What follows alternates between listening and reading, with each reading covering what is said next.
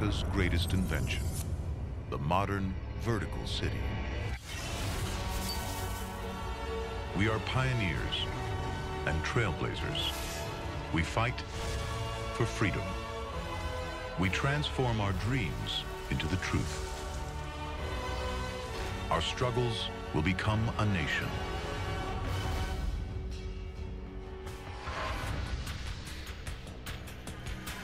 America, land of invention. Hot dogs, jazz, the elevator, skyscrapers. This is the story of the greatest innovation of all, the modern vertical city. One world-famous icon has come to symbolize it. Amazingly, we very nearly didn't have it.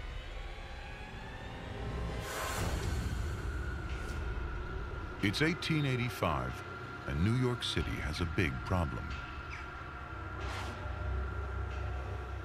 A magnificent gift, but with some assembly required.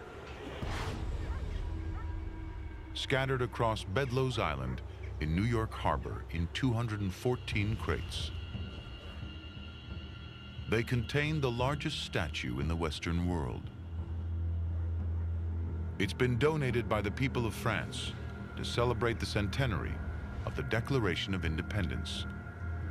Built in Paris, broken down into 350 massive pieces for the journey to America. That's the problem. The cost of reassembling it will be astronomical. Money New York does not have.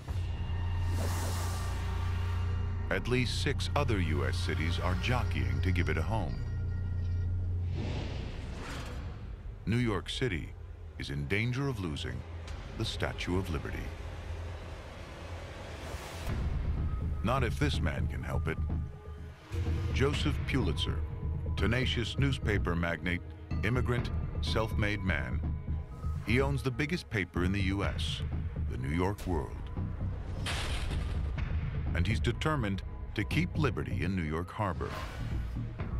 Through his chain of newspapers, Pulitzer launches the biggest fundraising campaign ever seen in North America. It would be an irrevocable disgrace to New York City and the American Republic to have France send us this splendid gift without our having provided even so much as a landing place for it. We must raise the money. More than 1 million people read Pulitzer's papers every day. Enclosed, please find 25 cents as my contribution $1, the towards contents of our little savings bank, which we 10 cheerfully o'clock contribute to the Club pedestal. resolved to send you the contents of the first jackpot. You will find enclosed $4. The money we saved to go to the circus with. Donations flood in from all across the country. Rich and poor, east and west. Pennies and nickels, 5s and 10s, even thousands of dollars.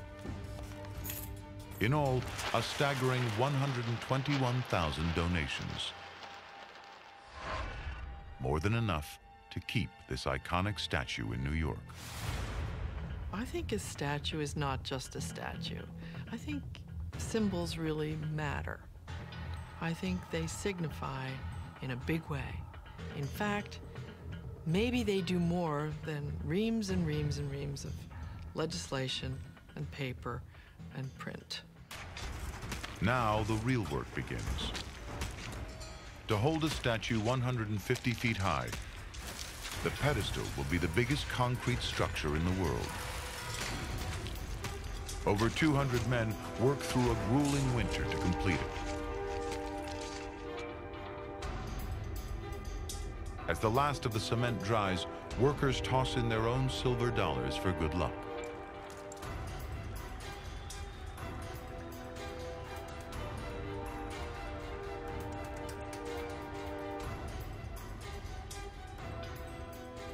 Next, Liberty's enormous iron skeleton.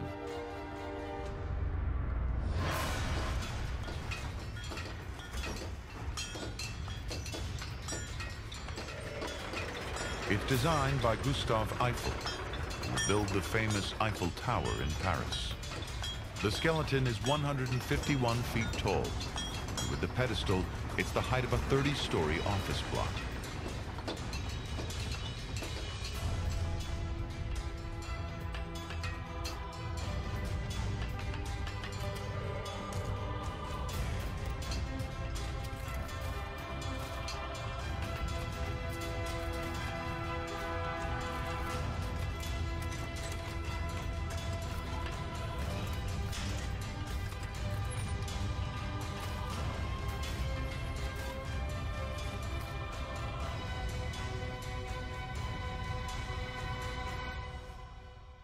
Now for the outer layer.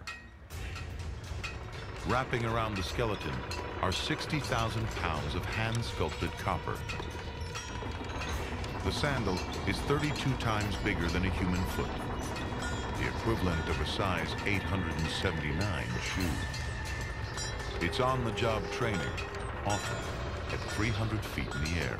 It's as difficult as it is dangerous.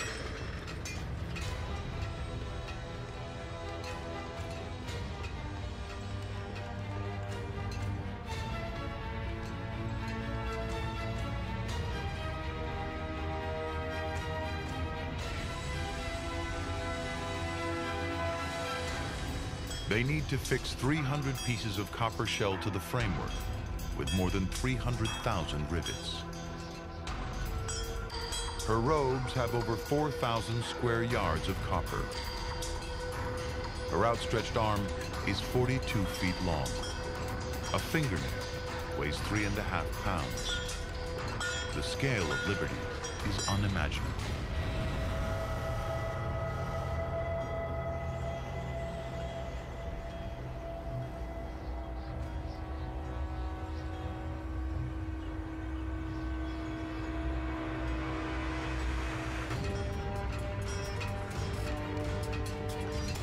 After 6 months of hazardous construction, there are no fatalities, and Liberty's 17-foot face is finally winched into position.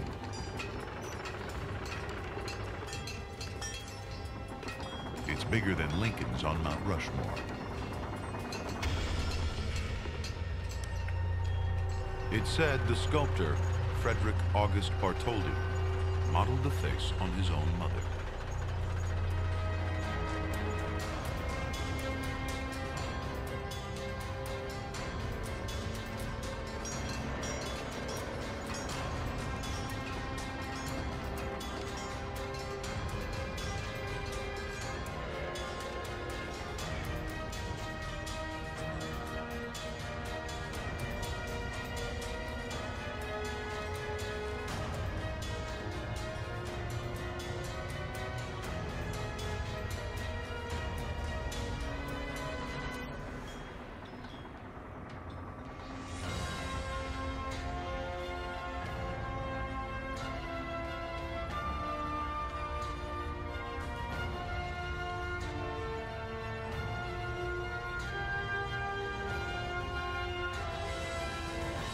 It takes 25 years for Liberty to oxidize and turn green.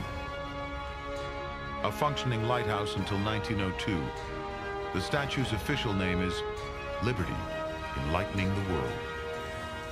At first, a symbol of the alliance and friendship between France and the 13 colonies in the American Revolution, it will come to represent much more.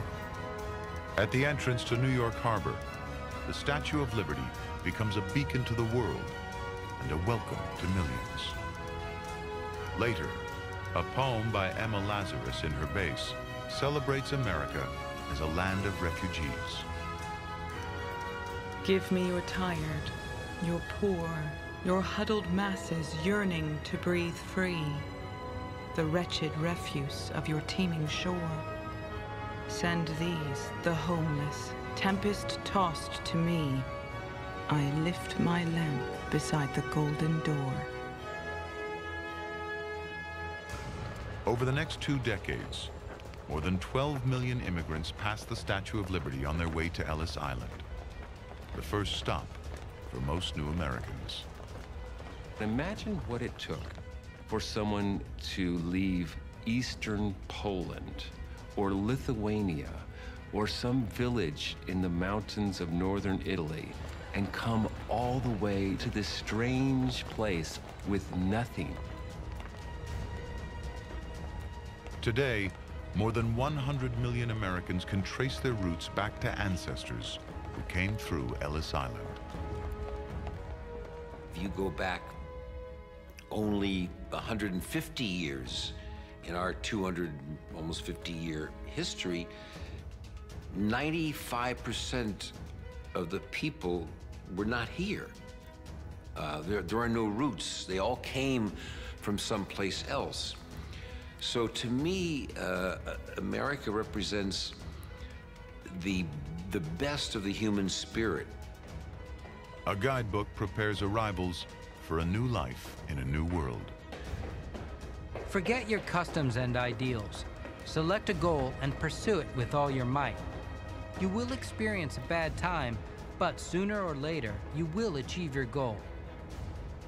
Don't take a moment's rest. Run.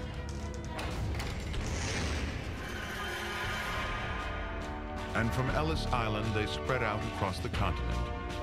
For the most part, Irish, Russians, and Italians to big cities, Germans to the Midwest, Scandinavians to farmland. At the dawn of the 20th century, eventually, there will be more Italians in New York than in Rome. From 1880 to 1930, nearly 24 million new immigrants arrive in the U.S. A new era in U.S. history is about to begin. By the early 20th century, new urban megacities around America are bursting to the seams and look to expand in a new direction, up. But building these great towers demands a critical ingredient that's much too expensive: steel. One man will change all that, and with it, the face of America. He'll risk everything and almost lose it all. It's 1872, and Andrew Carnegie, a 5'3" Scottish immigrant iron millionaire, is in Sheffield, England.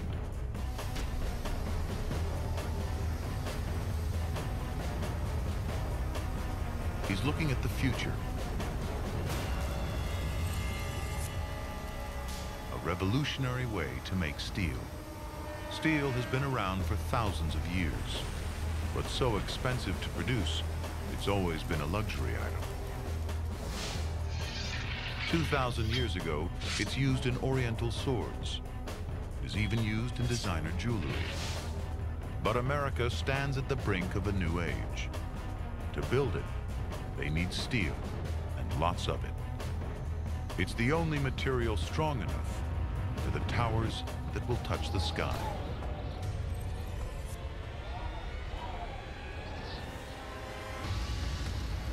An English bullet maker is showing Carnegie a new but simple method of producing steel. He's stunned. Blast hot air through molten iron. Carbon impurities burn off. You get the wonder material: steel. For the first time, it can be produced quickly and inexpensively. If Carnegie can use this Bessemer process to mass produce it, he'll own the future. Carnegie returns to the States, to Pittsburgh, to start building the biggest steel plant in the world. It'll be larger than 80 football fields. It's a massive gamble. Carnegie risks everything he's got on the new plant. But only months into construction, disaster. A catastrophic stock market collapse.